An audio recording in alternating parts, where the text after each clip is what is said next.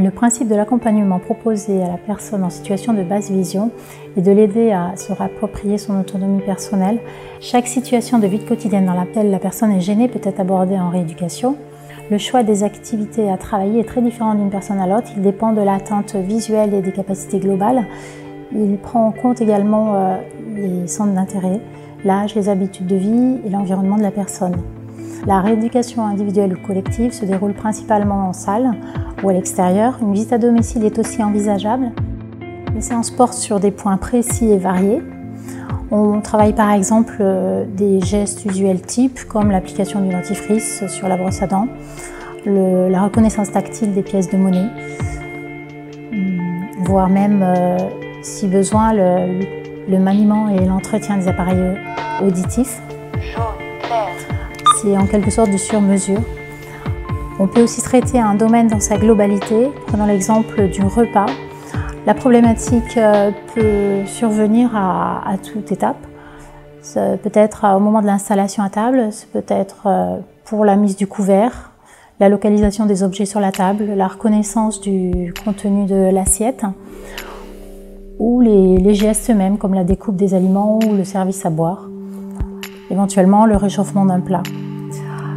Chaque étape occasionnant une difficulté est analysée avec la personne pour cheminer progressivement vers une solution plus adaptée.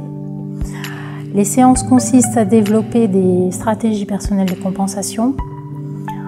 La personne apprend à utiliser des repères fiables, à définir une organisation de rangement, de classement et de travail. Le sens du toucher est stimulé au maximum et la qualité du geste recherchée. L'apprentissage de techniques KVJ spécifiques permet de résoudre des situations. Les séances menées sont également l'occasion de transposer des techniques nouvellement acquises auprès d'autres professionnels du centre. Par exemple, décentrer son regard par rapport à la surface de l'assiette a permis à un patient de ne plus déborder de l'assiette.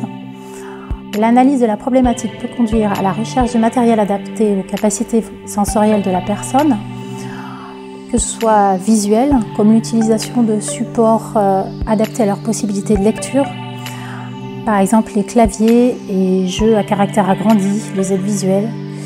L'usage aussi de matériel pour ne plus confondre les produits, ou encore pour reconnaître les couleurs, pour prendre connaissance de l'heure. L'application de marquage tactile sur les boutons de programmation des produits électroménagers. En somme, les mises en situation réalisées en séance améliorent l'autonomie de la personne.